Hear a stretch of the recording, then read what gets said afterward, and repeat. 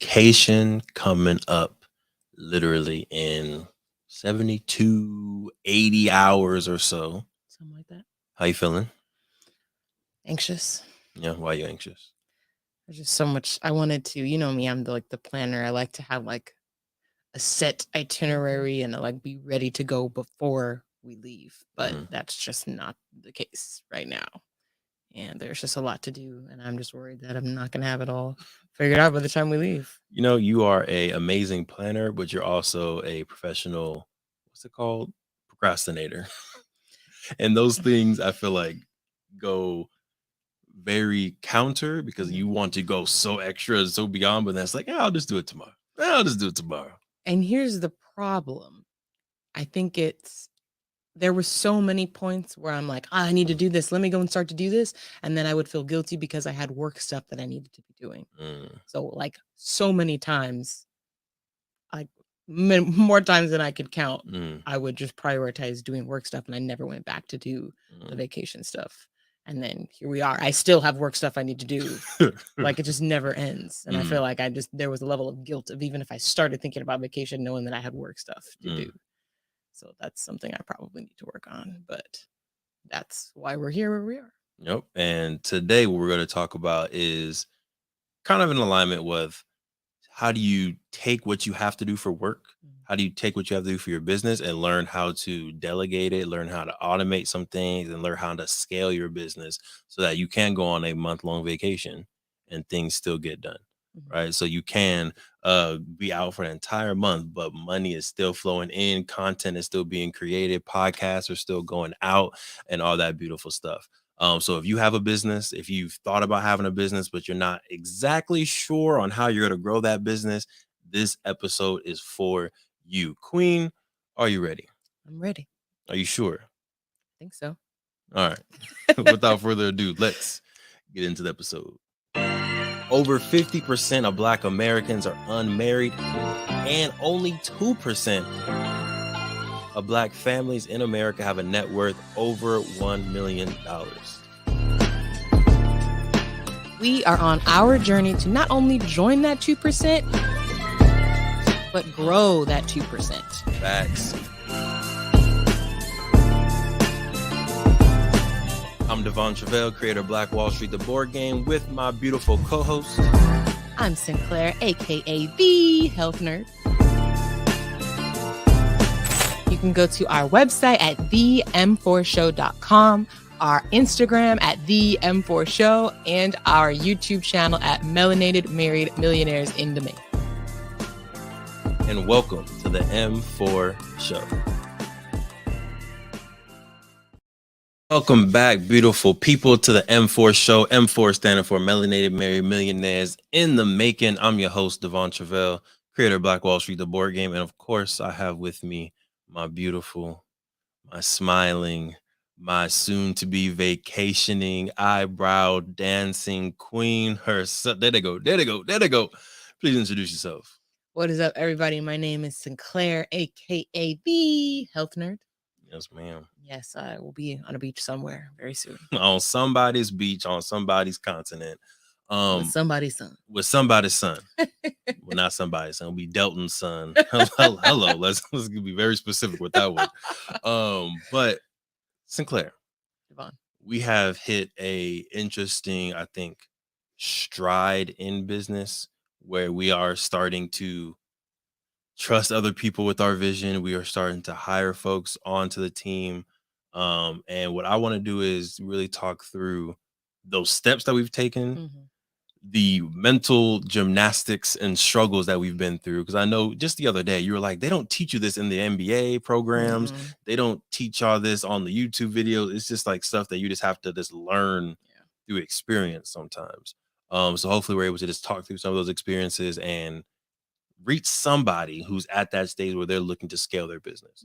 And we talked about this on last episode or 2 episodes ago, that sometimes most small businesses just stick with, I'm doing all the work, right? I'm the CEO, I'm the CFO, I'm doing the marketing and the managing, I'm knocking on the doors, I'm making the phone calls, I'm doing on the front lines. You on the front lines, like you're doing literally everything. But what happens when you get sick? Right. The whole thing goes down. Can you talk about your journey in being an entrepreneur and your journey in learning delegation or learning working in a team, even if it's me delegating stuff to you? Shout out to teamwork. The yeah, well, I guess what specifics of the journey? Yeah. So I think first off, talk about what you do in Play Black Wall Street. So I serve as the director of operations and logistics. So mainly just in the background, doing a lot of the hiring of people, getting them set up on payroll, keeping a payroll log, submitting payroll, uh, employment taxes, um, Invoicing. invoices, quotes, all that really fun stuff is what I pretty much handle for the business. Right. So it's a long list of things that aren't extremely difficult, but for someone like me who's not detail oriented, it's draining. Like energy wise, it's draining. You saw me struggle with writing a report this morning. Just paperwork stuff is just draining. So to be able to delegate it to where literally I was doing a speaking engagement like for three speaking engagements in one day, and the queen was at home invoicing, emailing, hiring people. So the fact that we can divide and both of us are doing work for the community, both of us doing work for the business, growing it twofold in the same amount of time helps us get more things done. And if I was doing all those things by myself, one, we would not have scaled nowhere near where we are right now, right? And then number two, I would be 100% exhausted. Sinclair, which I know you probably are exhausted. Yeah, no, draining for me too. It's just I think I have the better eye for these types of stuff, like you said, because I'm a little more detail oriented and this work is very detail oriented. So of the two of us, it definitely makes sense for me to do this. But yeah, I mean, that doesn't mean it's not draining, that's for sure. Right. Especially when you don't no, it's not hard things if you are taught this stuff. Right? If you were taught like, okay, so this is what you do when you're going to run payrolls. You set them up like this and then you do this. The draining part is like, okay, so I just need to figure out how to hire people and pay them. Go. And then just going from like literally scratch and having to figure it out and doing Google searches and making calls and emails and just trying to figure out how to go about things the right way without really having a framework or something to work off of is tiring. So giving folks a little bit of a sneak peek, don't have to go into full details. How do you run payroll? So we use QuickBooks. They're not a sponsor, but we're always open. Always. What's up, quick? So yeah, we use QuickBooks for payroll. So what it looks like is basically getting our new employees set up in payroll in QuickBooks as a new employee. They get to fill out all their fun information so that like when it comes to taxes, we can make sure that the right things are being deducted and really that's not anything that I'm doing. That's all of them setting up their account. But the cool thing about QuickBooks is that once everything is set up, it does a lot of the automated reporting for you. The funny thing is, it's not funny if you have everything set up, because if you don't, you'll run into what I've had to endure the past 2 months, which is figuring out how to submit those reports manually. Again, when you are no type of tax expert, I know nothing about this stuff. It's been just Googling and figuring it out. But yeah, so we run payroll every 2 weeks. I keep a payroll log on an Excel sheet, just with, each employee, what hours they have available, we have available each week, and then versus how many hours they've actually worked. And then I keep notes in there if someone's late or if someone missed something for a midterm or whatever it is. I keep the notes logged in there so that if they ever want to come back and see what are my hours counting towards, we can give them that information. That's in a nutshell. Boom. Yeah, no, I see. That was quick, concise right there. If you want to learn more, go to quickbooks.com, do all that good stuff. We don't got a code for you. They're not sponsored. Just look into them. Another one is ADP. I know is a good one that some folks use. I feel like there's a third one that's been going around that I've been doing research on. But those are the two main ones. But before we even get to that, right? Because that's a whole nother segment of the podcast I definitely want to dive deeper into. I want to go through how do you get to the point where you're trusting other people with your vision, with your little baby almost, right? And shout out to our new cousin Zylan in the squad. Just got to hold Zylan the other day. It was great, and I just saw Brandon's eyes on me as soon as I held it. All right, hey, be careful, man. Right, you got him. right, You got right. him. You sure? You got him, right? All right, watch his head. Right. Right. But I feel like that's what it's like when you hire a new employee, and it's like they're having your infant brand, infant company in their hands, and you just want to make sure that they're representing and handling your business with care, making sure that they don't drop the baby, don't drop your business, and yeah, just being professional. So for you, Queen, what helps you mindset wise get into a position where you trust other people with the vision? I think it goes all the way back to like interviewing folks of like, do they have a vibe that fits with our company, and like, will they bring the right type of energy? So I think that's like step 0. But I also think it is being very clear about communicating the mission, what we expect, and the overall vision for the future. And then getting them bought in on that. So I feel like we do a good job of like, tell us what you all think we should be doing, or what do you all want to see Play Black Wall Street grow into?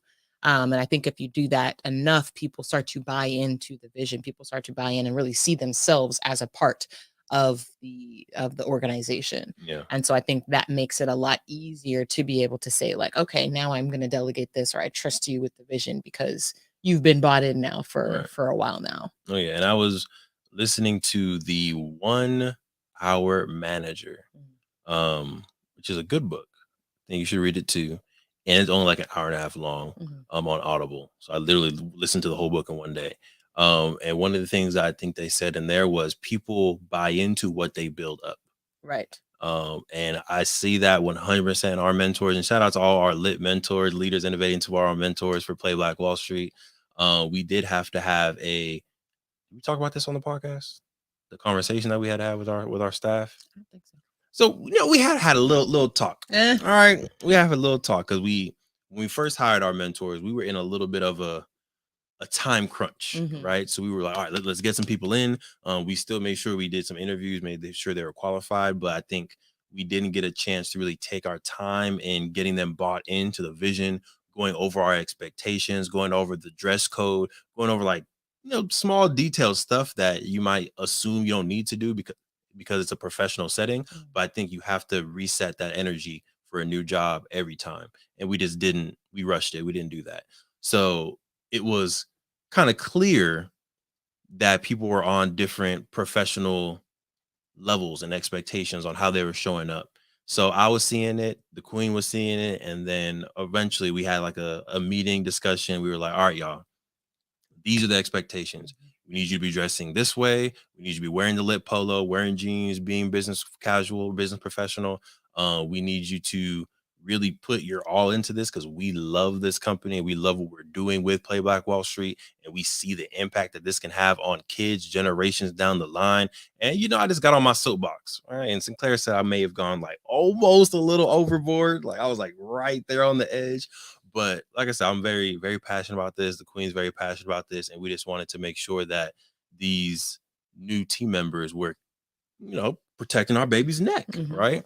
But literally after that conversation, at least in my eyes, you let me know, complete energy shift. Yeah. Like people were showing up different. People were now like reposting stuff on social media. People were connecting us to their networks. There was just a new sense of energy. And then even like the feedback started being better. We started implementing some of the things that they were saying. So people buy into what they build up. And I think now we're at a point, and I'm gonna say what I'll let you go, and I want to say what one of our team members said.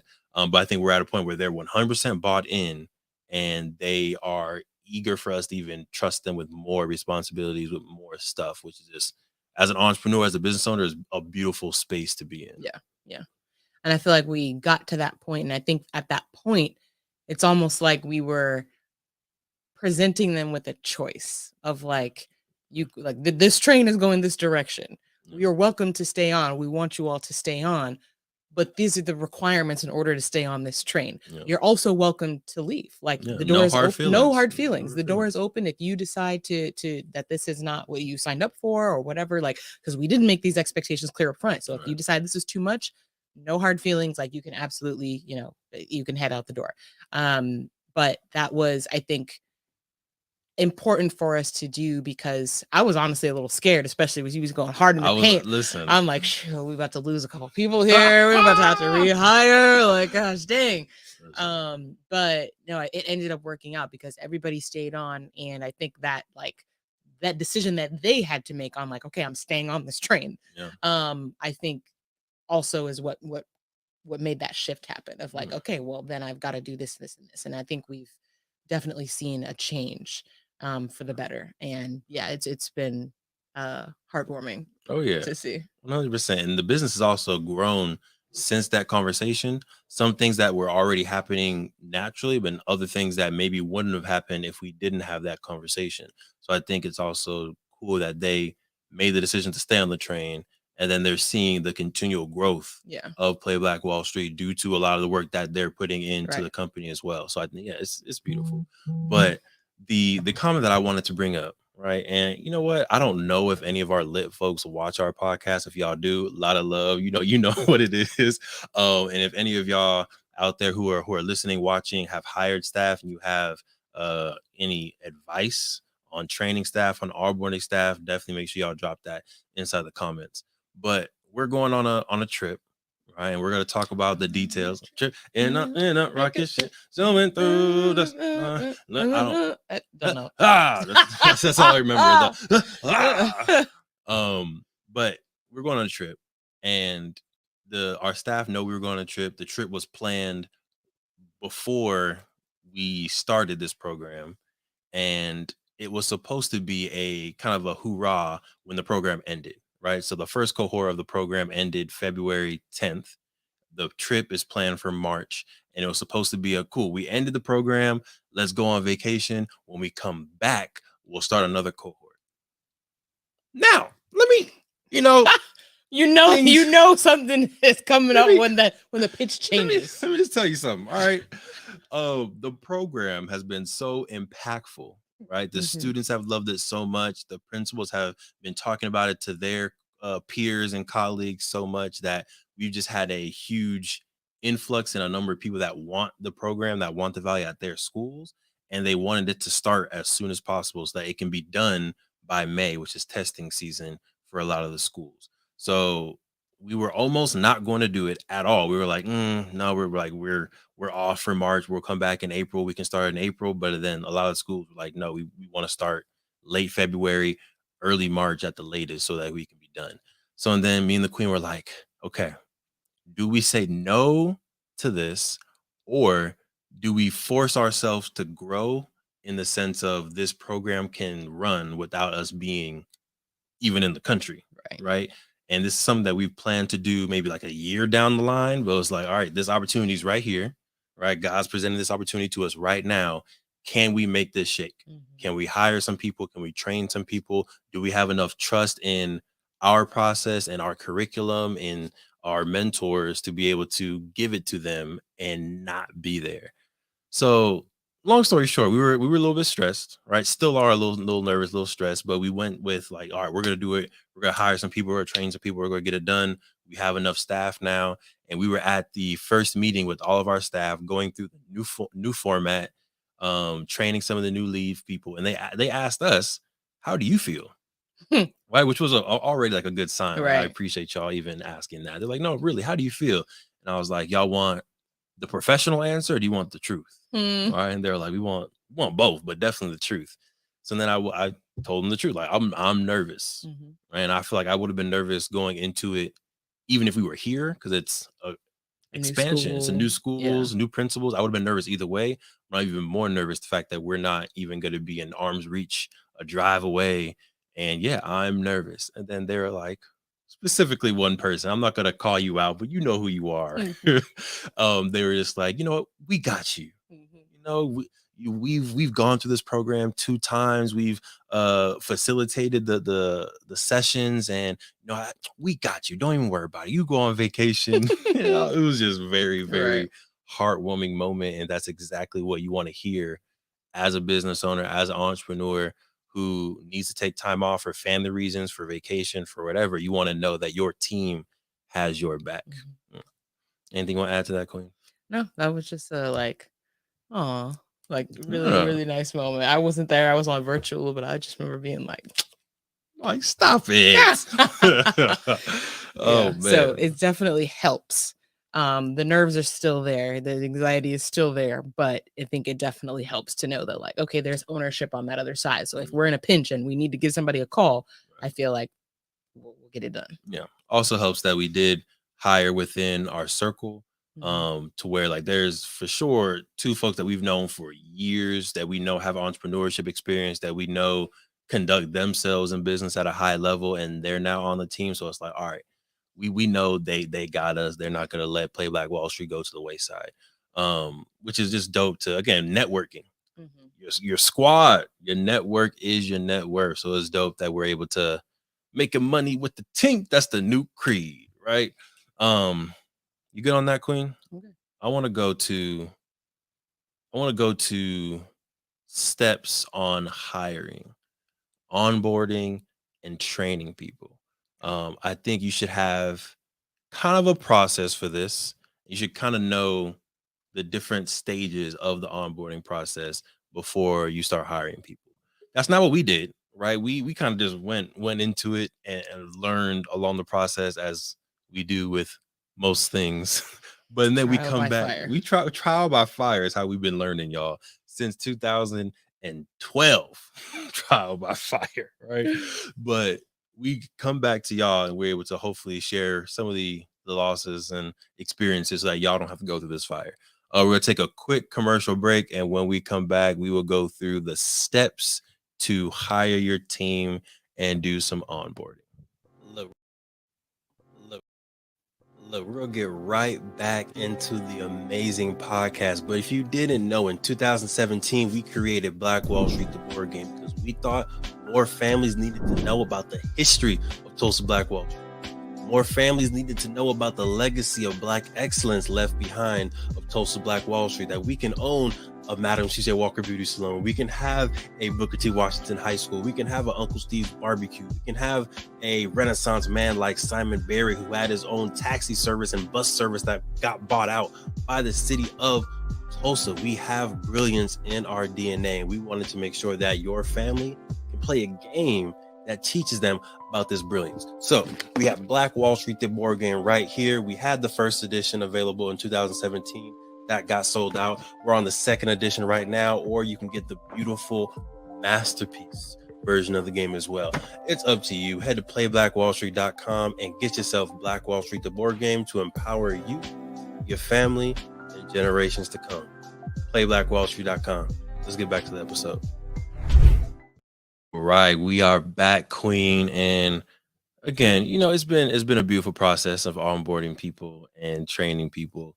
Let's go through, not in deep details. Maybe we can do a whole nother episode on onboarding, or bring on somebody, right? If y'all know someone who works in HR, works in onboarding, who think would be an excellent guest for the podcast, definitely make sure y'all hit us up. I'm thinking maybe Dari. I know she does team development. I know she does onboarding. But first step in hiring folks is, in my opinion, writing the job description, which I don't think early on in our process and onboarding people, it was just like, hey, what do you do? Oh, you do that? Cool. Come do it for us. Right? There was no like, this is your job description. These are the details. This is what you do. This is the frequency that you do it. This is your pay rate. This is how much you're getting per hour, per week. It was really kind of like a, hey, you do this, come through, hook us up. We'll pay you this. Let's keep it going. But now we're growing into the position of, let's create a full job description. This is what you do. After we do the job description, Queen, what's usually step number 2? Posting it. There you go. Yeah, don't hurt yourself. Is there another step before that? Yeah. I don't think so. Right. It's really just posting it and figuring out where is going to get the most eyes on it, the most qualified eyes that are going to actually be potential candidates for you. Yeah. So yeah, we've tried, I think, kind of more, I don't know if we want to say the specific platform we used that didn't really get us anywhere. Yeah, you talking about LinkedIn? Yeah. Yeah, LinkedIn, I don't know if it's because of the level that we were hiring at. Like this wasn't a necessarily professional, although it's paying pretty good per hour, but it wasn't like a salary position. So we weren't getting too many hits off of LinkedIn. But we went for LinkedIn just because it looked professional. But we ended up really reverting to a Google form application, right? So name, email, what year are you in school? Actually ask questions about like, how did you hear about Black Wall Street? Why do you want to be a mentor? What type of tutoring experience do you have? Like actually ask those questions. And as the person hiring, actually read those questions, because I think you can tell a lot from someone how much effort they put on those essay questions. Another thing that we did was actually like printing them out and going to UCLA and having them at the Black Women Resource Center or having them at an event. Yeah, I just encourage you to do that, especially if you're hiring local. Print them out and give them to people in the community. Um, Now, after you do that, right, you've written the job description, you know what you want to do, you have the application, it's online, it's printed out, you got people doing it. Now you got to actually interview people, right? Do you have any interview tips for folks, Sinclair? Um, I think asking the right questions is really important. Um, I feel like for the most part, I do ask a lot of the same questions that are on the application because I want to hear them expand on what they wrote. But I also like to throw in some Some random ones, some curveballs. curveballs, right? And some ones that they may not be prepared to answer. I kind of started to stay away from like, what are your strengths and weaknesses? Because I feel like people can have really canned answers for those. So, like one of my favorite questions to ask is like, tell me about the last time you failed and what did you learn from that experience? And to hear that's a really good question to hear people's responses to see one, it tells you about their definition of failure, just based on the example that they give, Mm. and then seeing what they learned from that experience, I think is really helpful. But yeah, I think asking the right questions that tells you about that enough about that person to know whether they're going to fit in with your company values and your culture, I think is important. And then also just the vibe, like the energy that they give off, I think is also important. They could give the best answers, but if they are not coming off with the energy that you want to see in your team meeting, then they probably shouldn't be in the team. Right. So yeah, I think those are all important things to keep in mind. Oh yeah, and energy for the position. Yeah. Right. So like with Play Black Wall Street, because we're working with scholars, because we're in the classroom, and because of the energy that I usually bring to the program, we need people who can have a lot of energy, who are positive, people who can engage with folks, people who like to smile, like to have a good time. That's the type of energy that we're looking for in Play Black Wall Street. For you hiring a CPA or an accountant, the energy may look very different, right? You hiring maybe your fashion consultant, someone who's doing your web design, maybe energy is looking different. So for you, think about what's the vibe for my company and for this particular position, and does this person match that vibe? Another thing I like is the whole the fail question, but also you have a question on there like how do you work well with others or something. Yeah. Yeah. I like that one too, specifically for Play Black Wall Street, because we're always working on the team. So if you're a person who thrives, you're brilliant, but you're not really good with playing with others, that's not going to be a good fit for us per se. And one of the things I can say that this is actually something I learned from my full-time jobs. I had to do a lot of interviewing for that too, is to make the questions very specific. So just like, how do you work well with others? People can give you whatever type of response that they looked up on Google, rather than like, tell me about the last time you had to work in a group setting and what did you contribute to the group and how did it turn out? Kind of that's more or less the question that we ask because I want to know a specific situation. It's very hard to finesse a specific situation, and I want to know how you specifically contributed to that situation.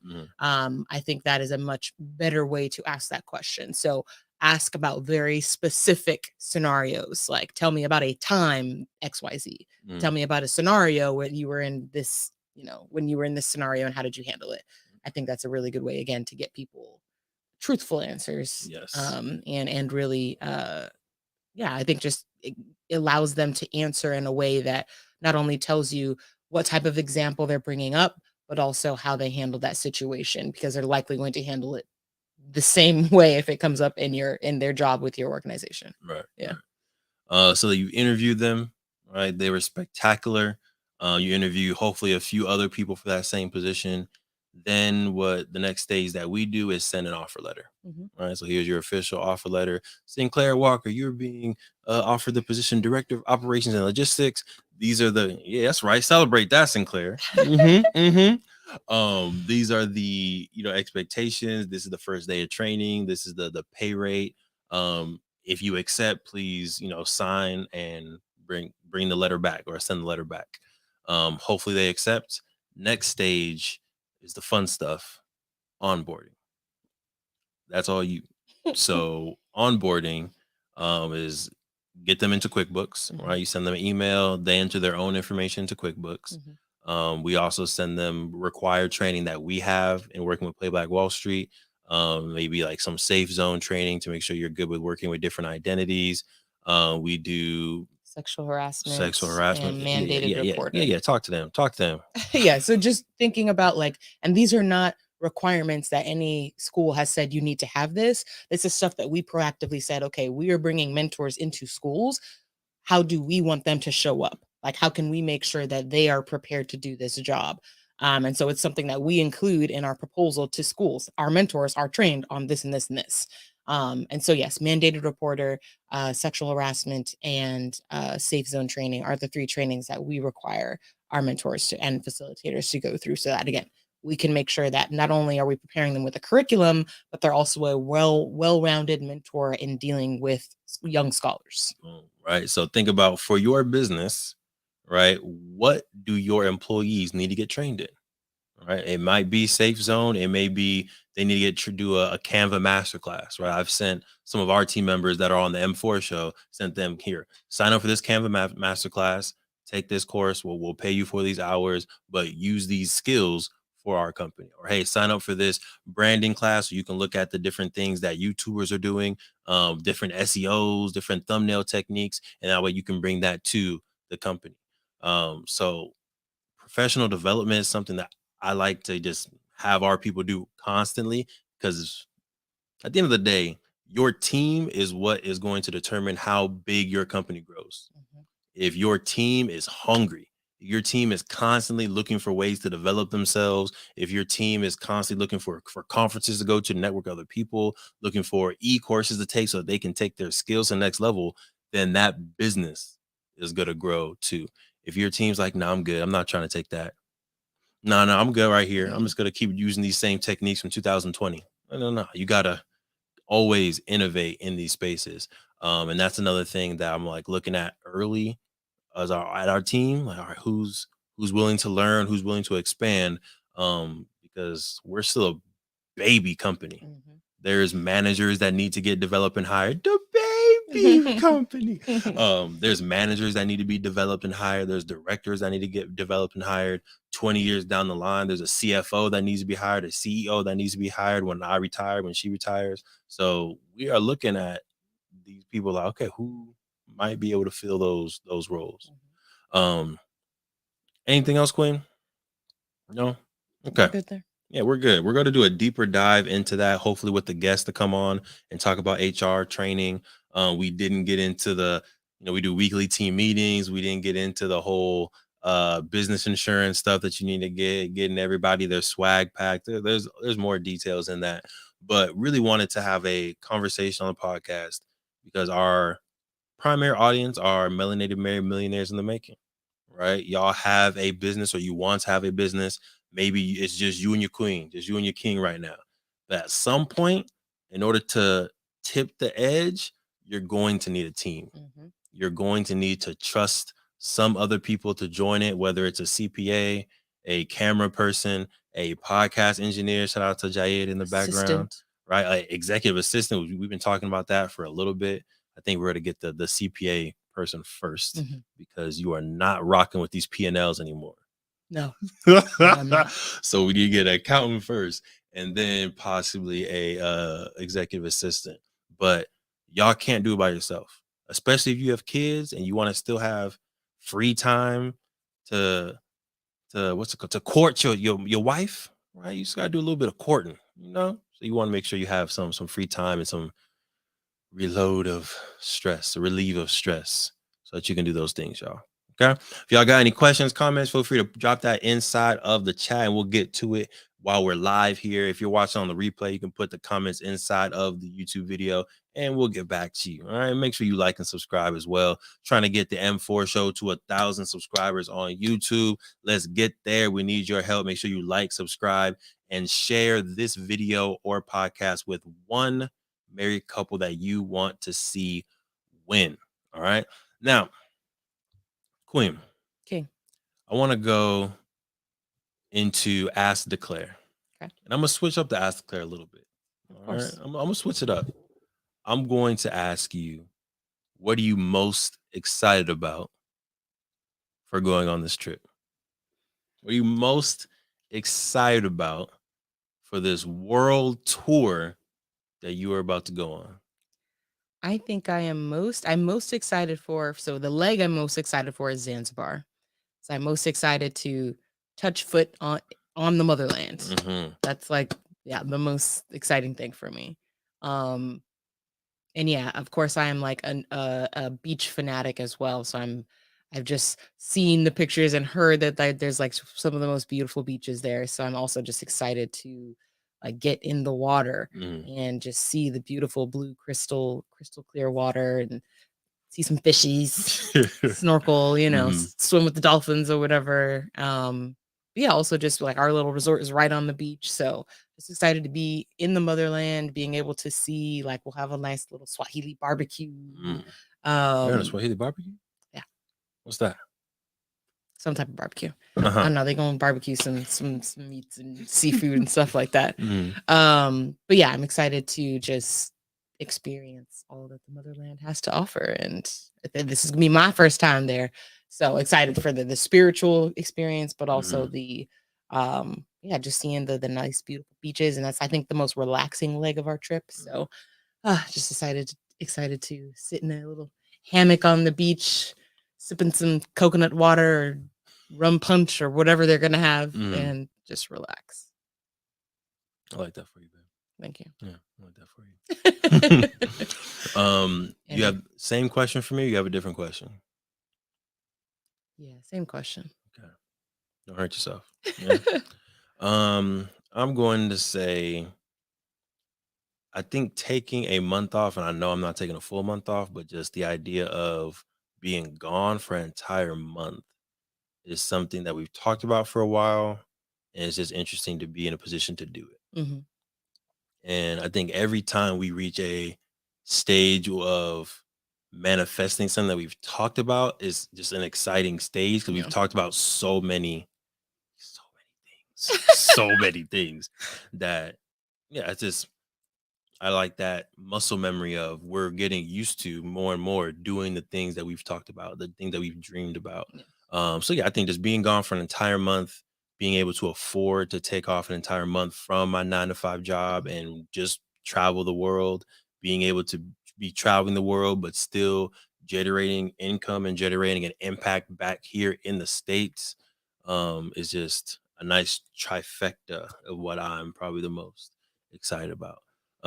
Zanzibar is definitely gonna be a good vibe. I'm excited to look at real estate in Zanzibar. Because something else that we've been talking about is if we wanted to just get up and go, Zanzibar, Thailand, Costa Rica, Ghana, they're looking good. They are. I don't know if y'all looked into how much it costs to live in Thailand for a month. It's like $700, y'all. Something ridiculous. It's like $700 to be in an Airbnb in Thailand for a month. This is all part of my plan, y'all. Don't tempt me. This is all a part of my plan. I'm sure. To see, this is a prototype to see, can we be gone for a month and what is it like, so that we can just disappear at some point. Nope. Listen, I think when we get to, this is the reason why we're starting early, right? We started this business development early. We're in entrepreneurship early because when we get to be 50, 60, we want to be able to just go to Ghana for a month, for 2 months, for 3 months, and know that our residual income, real estate, businesses will run. And we can just be cool, right? We want to be able to pass the keys off to our kids. They run the businesses, and we're in Thailand, we're in Costa Rica, we're in Zambia, we're in, what's another exotic sounding place? Bali. We're in, I was gonna say Bali. Yeah. And we want that for y'all too. All right, we want that for y'all too. Keep rocking with us. Y'all gonna get there. We're gonna get there. We're just gonna be beautiful, melanated married couples all around the world enjoying life. That's the dream. That's the new dream. That's the new dream. All right, Queen. Yes. Updates. Let us know what's going down. What updates you got for the beautiful people? So we've talked a lot about our lit program this episode. So y'all got a little bit more of a sneak peek into what we do with that program with our mentors. But we are, like we mentioned, expanding. So we are looking for schools in the Inland Empire specifically. We are wanting to expand into the Inland Empire. So if you work at a school, or if you have a child that goes to a school that you think would benefit from this program, definitely hit us up or connect us with somebody at info@playblackwallstreet.com so that we can make it happen. This is, again, a 12-week financial literacy program where we take students from identifying a problem in their community or their household or their school. And then throughout that 12 weeks, we help them flesh out a business idea that solves that problem. So yeah, it's been doing really well. We are expanding and just looking for more schools to make this impact with. So again, it's info@playblackwallstreet.com. Boom, boom. Your pitches are getting better. I see you, Queen. Your pitches are getting smooth. You know what I'm saying? And in addition to that, all alongside, y'all can go to playblackwallstreet.com and get yourself Black Wall Street, the board game. As of today, there's only 798, something like that, games left in stock, which sounds like a lot, but there's a lot of bulk orders coming in. These bulk orders, y'all, they coming in. There's a lot of bulk orders coming in. So if y'all want Black Wall Street, the board game for you and your family, the second edition, y'all can go to playblackwallstreet.com, get yourself that board game today, or you can get the masterpiece edition, the collector's item, 15 beautiful custom made paintings commissioned specifically for that board game. It is literally a work of art. You can get that as well at playblackwallstreet.com. We got some exciting things on the horizon. Not going to say anything yet because they're still being formed. They're still being curated. But there's some beautiful stuff happening behind the scenes with Play Black Wall Street.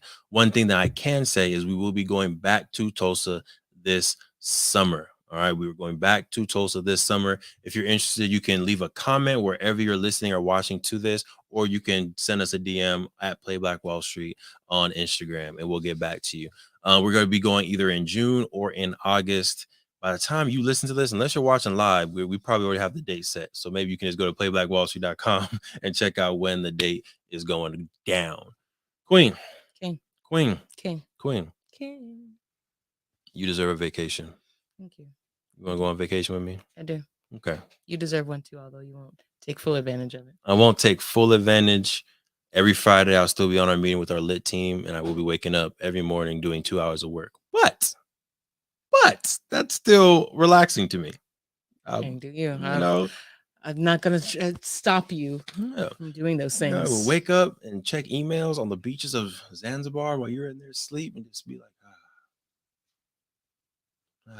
that's gonna be the vibe, y'all. But if I don't text back quickly, if I don't respond to comments quickly, y'all know why. All right. Give a little grace. I'm in Zanzibar with somebody's daughter. with Sumner and Cynthia's daughter. We out here.